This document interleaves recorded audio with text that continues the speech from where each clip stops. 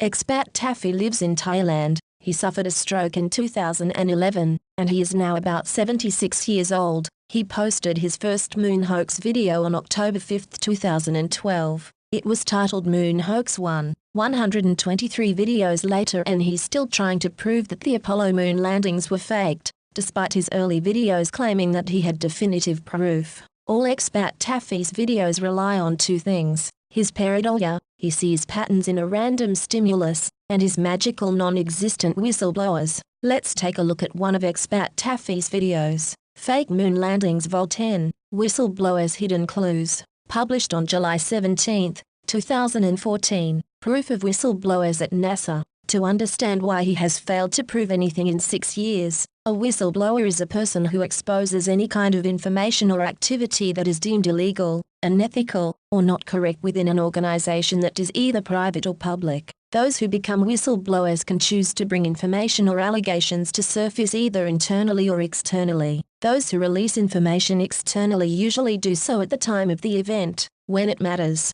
not decades later. The statement is just pure fantasy. Expat Taffy has absolutely no evidence of Apollo staff who he claims were unhappy about the USA deceiving the world by faking the moon landings. Expat Taffy has never produced any evidence of their existence, and yet all his claims rely on them having existed. Expat Taffy needs to show conclusively, beyond a shadow of a doubt, that his whistleblowers existed. He needs to name names and explain when and how they added thousands of inane clues to thousands of photographs and how they got so many of them released to the public within days of each Apollo mission's return. If he does not, then the whistleblowers exist only in his mind, the only place they ever existed, and all Expat Taffy's claims add up to absolutely nothing. Expat Taffy borrowed the idea of whistleblowers from another conspiracy theorist, to use as an easy excuse for all his claims. See Dark Mission, Ancient ET Moon Discoveries from the always accurate and fact-check UFO TV. Sarcasm.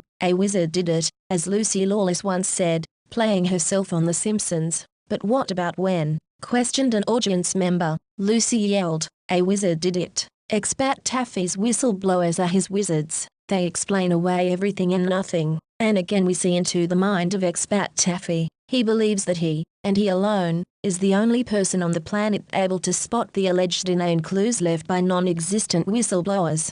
For those who think Expat Taffy is brilliant, just remember that for the last 6 years he has been insulting everyone and anyone who dares to disagree with him. See above. He doesn't think about issues. He just jumps to conclusions, and then he screams at and abuses anyone who corrects his outrageous claims. He never answers any questions asked of him. He just does a gish gallop, hurling as many different half-truths and no-truths into the discussion. People who are actually brilliant do not behave this way. I once asked Expat Taffy why his whistleblowers didn't just hide a microdot with a "this photo is fake" message in one or more photographs. The technology to create a microdot has been around since 1870, so adding one to each Apollo lunar surface photograph would have been extremely easy to do, and it could have contained extensive amounts of information, names, dates, and locations of the people and places involved in the conspiracy. No, Expat Taffy insists that they inserted inane clues into thousands of photos: flamingos, teddy bear eyes, wine bottles, etc., etc., etc. But no microdots. That's right, Expat Taffy's whistleblowers, never proven by him to have ever existed by the way, the ones who had the time and resources to add thousands of clues to thousands of Apollo photographs, but who didn't have the know-how to add just one microdot containing an expose of the hoax to a single photograph, were all worried about being silenced by a bullet. 400,000 people in both private and public industry worked on Apollo over a decade, building and designing all of it. In 50 years no one has ever admitted it was all faked, nor has even one photograph, secretly taken, of the first moonwalk being faked ever appeared. A challenge for the brilliant Expat Taffy, with regards to your employees of the Apollo staff who are not happy about their country deceiving the world by faking the moon landings. 1. Who are they? Name some names. Who worked at NASA's photo lab? 2. How many people made up this group?